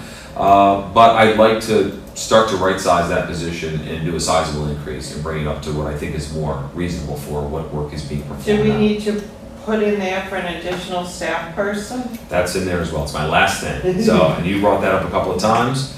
I'd actually like to change titles. We don't have to do this today, but the admin assistant now, I'd like to really, should be more of a project manager, or maybe our project manager could be office manager or VP of You can have admin. senior and junior project manager. We could do that as well, right? Because I'd like to add a new kind of part-time admin assistant. And I've got in here, starting at $22 an hour, 25 hours a week, 50 weeks in a year. That's most likely. And we could hire them with your approval in January. We could wait a little bit, but we are feeling in the office that we could use some extra help there. Not for nothing, a CEO should have a secretary. So, and they do their very best, I can tell you that, trying to keep me in line. It's a team effort, I will tell you that.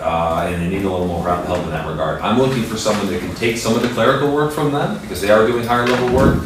Also mix that with some executive assistant type of support. And lastly, I'll call it communications assistant support, helping us as we really step up in social media, some of the things we talked about. We could use some help inside, and I'd like to do it, I just can't do it, frankly. So it is adding a part-time position to help support staff in the office. And the room for the pay increases. So for macro now, translated in terms of pecuniary translation, we have $25 an hour. Correct. Correct. Just north of $25 an hour. No.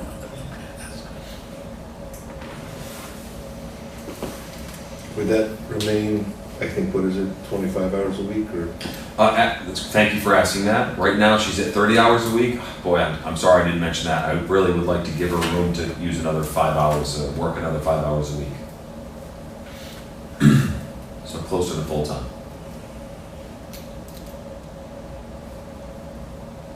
I'm gonna keep going. Yes. So health benefits are really in line with that, proportionate to that, but assuming an increase of 20%, and I back that off a little bit, 20, 12, and 10%. Payroll taxes are in line with the new salaries. Retirement and profit sharing, this frankly is a line that I would use an input on, because I wanna make sure this figure is right, especially going out into the future. Well, we won't know that until. Right, so. Well, I mean, the numbers Putting a number. is close enough for 401k matching. I think it's close enough for what we need to do. For now. To Again, get this is a fluid document. Well, yeah, but he's gotta put this in, like the 2004, we've gotta put it. Right. And so, you know. No, he has to put in all the years. When you're on the parish, you have to put them all in. Yeah, so, I would say, yeah, I think we talked to maybe bringing it up to like 40, 42 or something like that. Yes. Just to cover, Yeah, but that would just be to supplement the 401k program. well, in this way, at least budget-wise, we're a little bit Yes, closer into reality. exactly. The number we set is, remember, with every breath, your numbers were going up. So 45 is what we ended on, okay? Well, when you have the same conversation over and over again, Bill, it just, I gotta give it back. Okay, so that's retirement profit sharing. Fiscal audit, our last year's figure was 18,500, much lower than I first anticipated. So I added $500 to that, and then it going up gradually over the next few years. Insurance premiums were 18,500 in 2023. I'm assuming a 5% increase there. CFO and bookkeeping, this is RBT. Remember, we moved 10% of this total amount over to OCFC, but this is 25,000 is our new annual amount with them. We did increase it last year for an increased workload. Professional fees, this is mostly covering our stenographer for public hearings. I'm assuming 4 for that. The remainder is 75% of our Paris reporting assistance we get from Harris Beach, 25% we put over to OCFC. That's what that is. Travel, lodging, and meals, that's staff. So you didn't hear this, but I want to make sure you do, because you did take me up on this offer last year. It's for a board to come to trainings like you did for IDA Academy. I still would love someone to come off to the New York State EDC conference with us at some point. That's all built in, as well as staff participating. Also, that includes my mileage, staff lunches, holiday meetings, etc. Office supplies, that's really just a supplies, copier expenses, water, postage, slightly above our 2023 total. So that's the end of our administrative expenses. Projects and programs, I will say that I've added already the monitor expense here. I've added that line, and that would be 75,000 here, with 25 being an OCFC. We'll keep that number straight across, or no? No, you were gonna change it. it. 90 to 10, forgot that number, 90 to 10, thank you, exactly. That's where we landed. Okay, let me just note that, please.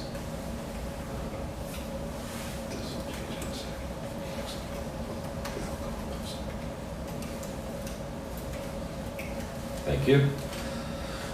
Legal counsel, so this is basically going off what it looks like 2023 will end at, mostly for general counsel, for Sue's work here and guiding us through the year. I'm sorry, before you Yes, go to sir. projects and programs real quick. I forgot. The insurance, why the insurance went down, was that because we allocate that? It wasn't about that, it was really just truing up that number, what that number was. Another one, last year was one of my, first budgets, not seeing where these expenses were. It's lower, much lower than the 31. And that insurance is for us as a corporation or for you as employees? No, it's commercial coverage, liability, Okay, or kind of umbrella liability. okay. Yeah, directors and officers, insurance as well, sorry, I didn't mention it. So it's like an E&O. Yeah, exactly. And that's also true with the audit, the 35 goes to 19 because 35 was just overestimated? Correct, Thank you. absolutely. Some of the expenses were a little tough to track before, where some things were lumped in, we had accelerator stuff, so it's become a lot more clear now. And Shannon did move some of the items she did. She did. So. She did kind of, we had different general ledger as well, we've consolidated some accounts, so there's been a lot of, This consolidation. looks a lot better than last year's. Exactly, thank you. Local labor monitoring, I will note that under the new local labor policy, new as of 2017 or something, the applicant pays for any monitoring. Before that, the IDA paid for it. We still have really the only one remaining, Legoland New York, that's under the old policy. They still have some remaining monitoring to be done, and I'm anticipating still doing that for the next few years. It probably would peter out before 2027, but I have it in there. Yeah, they're not built out yet, Legoland. They're not fully built out. So. But there's discussion whether it depends on what they may or may not. Exactly. Some of that's up in the air, but I think for now we'll have it in there. Cost benefit analyses, we already paid for our tool that I use for every CBA. This is reserving some right in case we have a controversial project, a large scale project, and we want to pay an outside firm to do an independent study. Shovel ready, put 250K, just so you know, that would be for additional consulting like we've gotten. I say economic developer type consulting, where it's, yes, the granular work, but how do we get to our dreams of attracting the kinds of projects we do? Somebody to guide us there.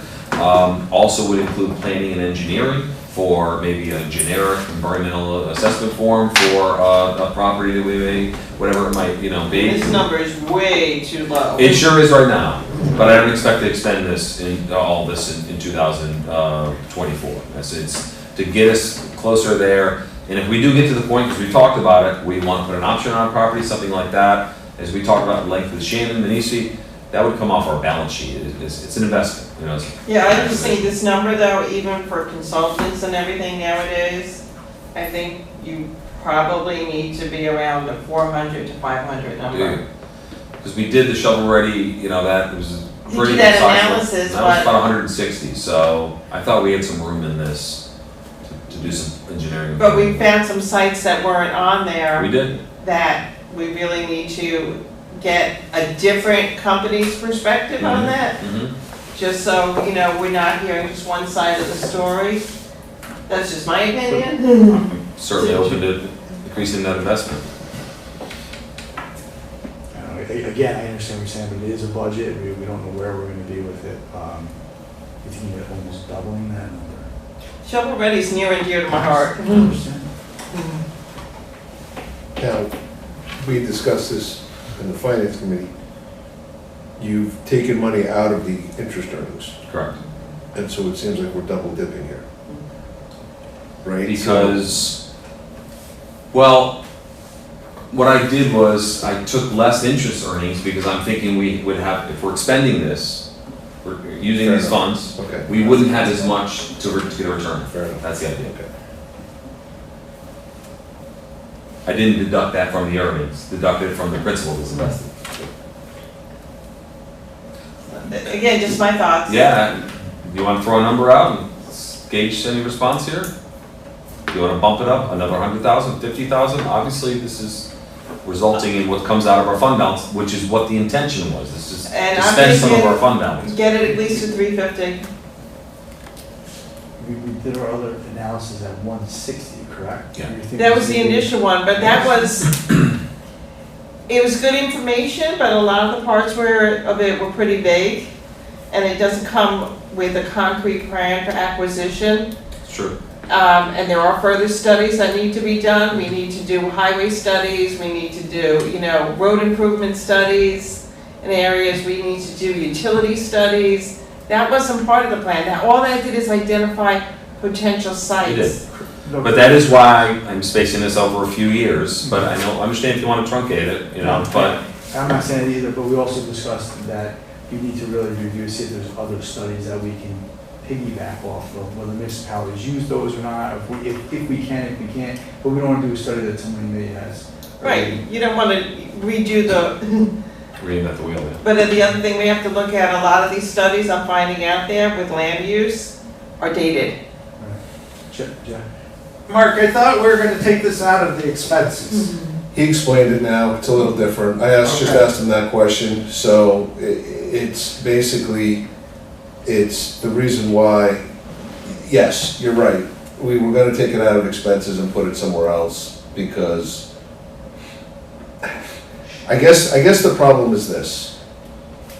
When it comes to the other one, it's more of an investment. In this one, I think when you're doing these studies, I don't know if we're gonna get that back. Okay. Right, so on one hand, I it's, if we're actually paying for sewer lines to go, for paying for that, that's one thing. Like, our hope is that when we sell a piece of property, that we'd be able to recoup that cost. This is more expenses that I don't know if they're gonna be recouped. I don't want to make this more challenging, but I do think that with the work, again, a generic EAF, something like that, it's getting that property closer to shovel-ready status, which does increase the value. Yeah. So I do think that it can enhance that asset that we're talking about, which is the property. So, I guess. Again, I'm not trying to be No, argumentative, but it's so I true. guess it becomes rather nebulous, right? Because then you say to yourself, you know, it's kind of like, okay, you have a house, you go spend, you know, money to updo the bathroom, and you sell the house for more. How much of that extra was really attributed to the bathroom? So it's I get it, it's just a little nebulous. I don't know if we're gonna be able to say, we got X amount more because of this work or not. I don't think that applies to, you can't say that for a single property because the studies that we do may be so vast in some senses. So you can't say, oh, well, the sale of 123 Main Street is gonna recoup the $40,000 we spent in underground studies. You can't, but that underground study not only helps 123 Main Street, but if there's another property down the road at 40 East Main Street, that study may be viable also for that property, so. Now, with the comment, I still think the OCFC should have the same line in it. I do. Because if you're doing it on one, you Yeah, have to exactly. do it on the other. as to quote Sue, my opinion. Well, because we all have different thoughts on these things, so. It's awful hard to budget for this type of thing. Yeah. The shovel-ready could be more than one site. Sure. Well, Right. That's the thing, we don't know which Yeah. sites, we don't know how big, we don't know how much work is involved, we don't. And I guess I feel, with shovel-ready, I'm feeling a sense of urgency because the lack of shovel-ready in this area and knowing surrounding counties are doubling down on trying to identify them. Everybody's trying to grab this tech tool out there, and we're a little bit behind the game here. If you increase it and you don't spend it, It can always It's roll over. It's always more prudent to increase it. correct, and not spend it. Right. It's a much easier end of year discussion to say, oh, We didn't use it, we Even can under roll it budget. over. So, I mean, even if you did it another $100,000, it Again, it's a budget. Yeah, I'm good with that. It has to be Okay. seen, right? 350K. It has to be seen. Very good, thank you. Okay, next, moving down to building expenses. This is our rent and cams for Crotty Lane. It is our new rate for our 3-year lease, includes cams, which did go up. And I do show an increase over the next 3 years. That's really just a cam increase. Maybe it's a little too aggressive, but again, I'm not worried about the future too much.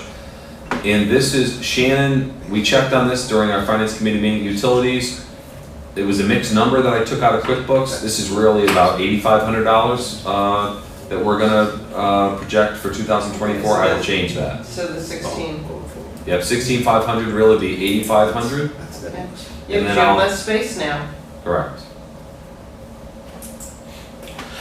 Repair and renovation, you see every other year I've got 1,000, just whether it's something very minor. Maintenance is cleaning, pest control, both at the headquarters and for half of the year at Warwick. Internet and telephones, that's internet, phone lines, and phone equipment, both at the headquarters, and internet and phones at Warwick for half the year. Bill, I'm sorry, I might have missed. Yeah, sure. What happened with utilities? Utilities, the figure I had there, 16,500. Mark Green thought it seemed a little high. We checked with Shannon, I pulled it out of QuickBooks, but there were some accelerator sites included in that. It's really about $8,500 in a year in utilities. So we're gonna replace that number, so that's gonna go down. Okay. So, we can go up another 100K in shovel ready now, but, all right, repairs, renovations, mentioned that, maintenance, internet and telephones, I did that. It's the end of building expenses. The last category, agency support, and there were some increases here. First of all, IT, this number actually, it's gone up today, 30,000 more, because another thing that we have to do that I realized I had left out in the first drafts is our website. Our IDA website is very, very data heavy because of all the data for all of our projects. It's all in there. It's, I'm always talking about our transparency. Go to our website, everything's there. It's very heavy. Marty can tell you we have problems every month. It kind of goes down for us. We are using 88 Studios, the folks that helped us for a long time, including with AV. They come in and monitor it for us, but we're gonna have to rebuild it. We pretty much put Band-Aids on it for the last year and a half. We gotta do it, and that's at a figure of around $30,000. So I have that in there. But otherwise, the number is going down, and that's really because of some efficiencies we built into the way we're doing IT support. I wanna know who you got to build a website for 30K, because That's cheap. Yeah, it is on the lower side. I'm not looking for anything overly fancy, but we're hoping we can do it somewhere in that ballpark. If you think I need to add a little more, you're probably not wrong there. Well, because if you're gonna do a rebranding, that means everything on there is gonna have to have new graphics and everything. And because we are data heavy, your storage space, and we're gonna bring on more projects next year, plus we're gonna have to at some point, the shovel ready that we're working, that data is gonna have to be out there. 30K goes very quickly in an IT world. What would you think is more realistic? I think it'd scare everybody here. Oh, 400,000. no. No, about 50. 299. Between 40 to 50 with a rebranding and a new build out. And storage space, that's your cloud space, gets very expensive monthly. Do we want to bump that to 50,000? Somewhere in between? 40? Again, you can roll it over if you don't use it, but for me, when budgets, I'd rather overinflate and have room there and not be tail between my legs at the end of the year. Okay.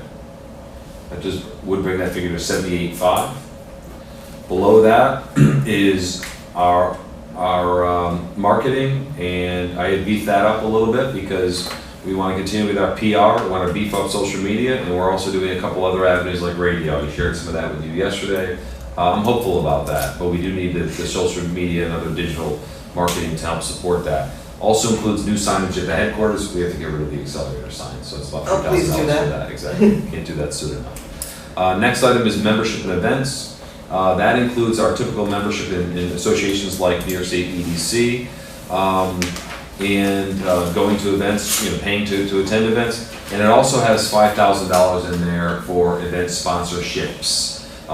You supported the cannabis conference. We did that because the IDA was highlighted heavily. Our investment in the Warwick Tech Park, which is where that conference was highlighted heavily. So if there are other such opportunities that it's either around the sector that we're really invested in or something to highlight the IDA, I reserve the right to do one or multiple sponsorships with a total up to $5,000 next year like we did last year.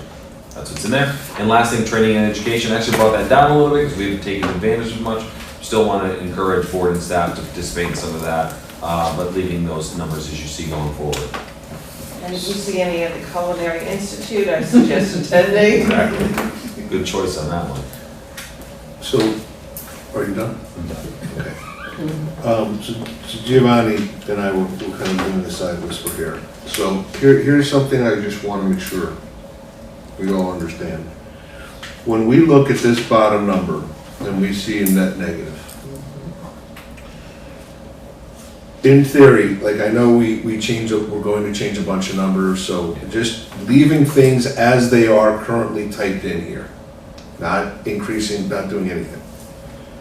In theory, when you look at your 2024 proposed budget, this negative number should be equal to your shovel-ready program. So in essence, instead of negative 329,404, this number should be negative 250,000, because that's the amount that we're willing to draw down to pay for the shovel-ready out of the money. The trend of where this is going is this is not a sustainable business. Right.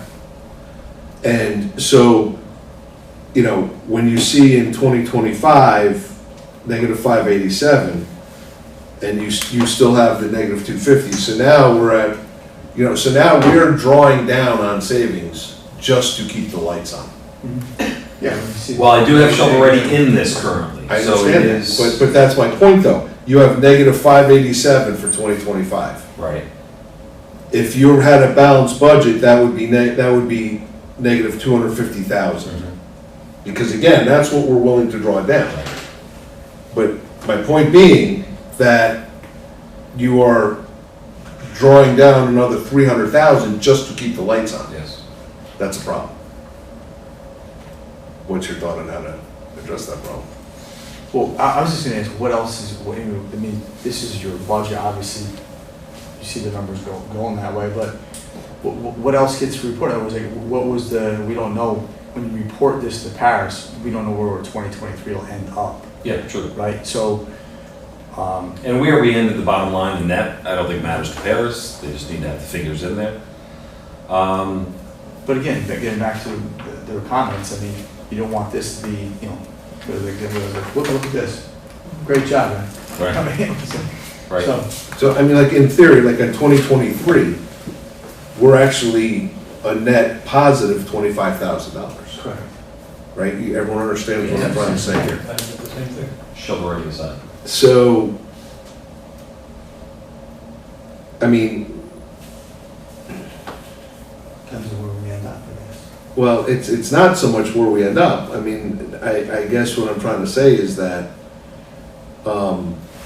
expenses continue to increase. I mean, that's the world we're in, but revenues are not. Yeah, I've been very conservative, I think, about the numbers, because I don't want to miss them, like we could easily do. that is the difference, is being more busy, closing more projects, of course. There aren't too many other sources of revenues for us, you know? There are, but the point being that Therefore, what you're saying. you want to hire more people, you want to do this, at this run rate, we're running out of business. So, Well, that's the urgency to get the shovel ready, because that's more closings we can have. well, yeah, but how many shovel-readies do you plan on having there's only how many sites? It's so much time, it would take time, So so. the issue that I'm seeing is you're spending the money on a shovel ready, but your revenue hasn't gone up, it's gone down. Yeah, well, the shovel-ready Yeah, I though, actually got I more mean, and more conservative. but the over it. shovel-ready I know what's is, gonna happen. like, we could, theoretically, we could approve $1 million for the shovel-ready. Right. Because that we've all agreed that we're willing to spend that out of the CDs and that. I mean, that is, Out of That's our an current, investment. It's all about that's the investment part. It's an investment. But, so that's why I'm saying, if you take, even the shovel-ready, in 2026, 500,000, that still puts us in net negative 354 Right. for the year. And so it's a downward trend where we're dipping into our savings to keep the lights on. This is what I'm trying to say. And if you're, as the president, coming to us and saying, I want to give raises, I want to hire more people, Yeah. we're busy, well, then that has to translate into revenue. Understood. It can't just be, The only other piece of the equation is factoring OCFC, which, is running at up to a $200,000 surplus as agent, no. Go back to the original. theoretically, No. well, I mean, Yes, they are separate, but well, let's see. we can split some of the well, expenses. theoretically, then, well, some of his expense has to be allocated to the FC. All right, in order to. So, like, you can relegate So we're not part of your doing that. salary. You can't have it both ways. You Yeah, I can't say they're a separate entity, but they don't have to have any expenses attached to it. Right. That's no way to run a business, so, Because right now, we're not allocating, you see, any like personnel expenses. I was gonna ask you, I mean, I know that, no administrative. expense. percentage. Other- Not. A other than- percentage of the And they haven't office. even done it with Shannon, we're just starting to do it with Shannon. Exactly, So, but. no exactly. shit. So, And so, we keep- can I ask something, so what happens if you went back to, what happens if you went back to the shovel ready, as we, I understand like an expense, whatever, if you said, okay, let's take that and put it as like an investment type thing, it comes out of the investment side or whatever, as opposed to putting this huge expense into this. Yeah, but But we don't know if we're gonna have it or not. or- He's saying beyond the shovel ready. the shovel-ready doesn't matter. The You take shovel-ready, that number out, you still have hundreds of Yeah, thousands yeah. Right. in And our only deficit. revenue the only way we can make that up is either split some of these expenses to OCFC. A portion of salaries can be paid from It there. has to be. but- well, theoretically, that is the proper way to do it. Because either you're saying Bill and everyone in that office does zero work on that, and therefore, Well, and I'm agreeing with you, a percentage of it, a percentage of the building expenses, because that same building is used for OCFC, so that, absolutely. our accounting firm, 'cause this is above my pay grade, is going to have to work with them to establish a percentage, what percentage of their time is spent on OCFC, and then relegate that part of the payroll and all the expenses that go with payroll get taken out of that budget, like we would do in any other corporate setting or municipal setting, For me, and that will balance that out for you. A little bit, but, my issue, I think, is in the revenue. Well, that's what I was gonna jump to is, I'm ultra conservative with those, and I don't wanna just balance it by putting those numbers up, but No, I understand. those numbers could, again, I'm showing a decline there, whereas Right. our intention is to be busier. and, Like a you know. 2025, you're at a loss of 237. Mhm. Outside the shovel ready, so to me, that 237 should be in the red, somehow make that up in revenue. And that's basically a closing. look, I mean, that's my point, Yeah. is that's what I'm trying to say, is that you can't, So can we do this then? Can we come up with, so we see that the OCFC has obviously positive here, correct? Right. Can we come up with A percentage. right now? and do this? I think the accounting I'm firm needs trying to to. figure No, I out, I'm understand. trying to I'm give just you saying, a rough I'm idea. not saying throw a number at it, but I think it should be included at this point, but. See, I'm not comfortable. I know what you're getting at, Dean. I would just rather hear something from the accounting firm, number-wise. But We don't again, have to but- adapt this tonight, do we, Bill? Yes. We really should, otherwise we should schedule something before the end of the month. Well, A that's the special whole meeting point. just to approve this so we can get it in for Paris. My point, we have nothing in it. So we know what our expenses are, why don't we put a portion in? 15%? I don't know. That's probably pretty I just, I'm good figure just right saying, off the bat. why not do it? So, yeah, I mean, revenues, or I don't know where you would want to put it into, but 15% to come from OCFC. Is, I guess, a pay-in or something? I don't know how you would want to put it for legal since it's a separate corporation. 16%. So 15%, close enough. I did good off the top of my head, didn't I, dude? Hey, good enough for government. What does that look on your face? If you're going to amend the OCFC budget, the OCFC needs to meet and adopt the amended budget. So as painful as this is, my recommendation would be that you table this, you revise the budgets accordingly, you have a special meeting of each agency, and you do nothing else. It should take you 10 minutes. They'll be circulated ahead of time. Yeah, and I'll talk to each of you individually in between. And you'll talk to your accountants and you'll do the allocation correctly. We bill, my firm bills separately, so you see that on here, Yeah. but all of those other expenses, to the extent salaries, overhead should be allocated, they need to appear on the budget. So fixing this one doesn't fix I that one. understand. So, No, I'm just sorry, but the point is, we should do it, and whether it's a meeting or not, if you guys don't want to have another meeting. well, we have to because it's a, I do think we're down to that where we have to do this properly, because I really should, there's a lot of work to do here, I should make sure it's 100% So- solid. So let's see, I let's, think go ahead, Dr. the review and revise what we have here and present it just before the end of the month. we can, today is only the 16th. We have 2 weeks. I'm sure we can all get together one evening or late afternoon for 30 minutes up in New Windsor and just get this done. This way it gets into the Paris in time and we don't get slapped for that. When does it have to be in the Paris? Before November 1st,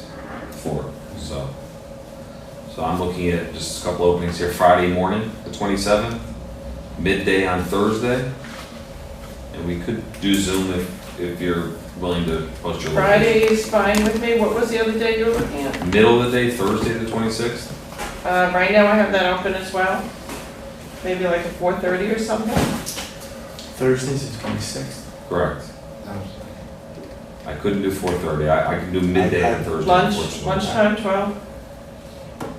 Friday morning is best for me. Because I'm supposed to be in the city on Thursday. And we need 4 for quorum. Friday. Friday the 27th, but I can Zoom on the 26th if you wanted to. How about Friday, 9 AM, the 27th at 9 AM? I'll put it in. Is that not ideal? Speak up. Is that enough time to get in the Paris? Yes. Yes. Because that doesn't take long. No, it doesn't. Function, okay. I can do it. We doing it in Crowdy Lane? 9 a.m. you said. Yes, let's do it at Crowdy Lane and Zoom in if you're willing to post your location ahead of time. So we're marked that. And then, and you're gonna, you'll send some. Both items budgets, Out, absolutely. revised. I'll look to call This each way of you we to go can- over it too. Yeah. So we can make Friday very efficient. Okay. All right, sorry to have this spill over, but it's all good. No, Thank it's, you. gotta get it right the first time. And I understand Mark's concern. Next Friday, Yeah, 26th. Friday, 9 a.m. Why not 10 o'clock? It's Friday. Is there a particular reason why we have it at I'm night? just trying to get everyone out so you can get on with your 10 day. but- o'clock. You have a class, Doc? Yeah, I have it 9 or 9 o'clock class. Could you get to us at 10 o'clock? Yeah, 10 will be fine. You good? Yeah. Good. And do that one. Or you can do it, what time's your class over? At 10 minutes to 10. 10 to 10? That's cutting it You're tight. gonna get from Middletown to Newburgh? Can be in my office. and But do you know it. what he can do Oh, would be Zoom. Zoom. Yeah, Gotcha. yeah, yeah. But he's at his desk, so he'll post his location, so. 10 works better for me. Okay. Okay, so we'll change that to 10. I might be mobile now, might be moving, I don't know how you post an address if I'm Close enough. Okay. Your office location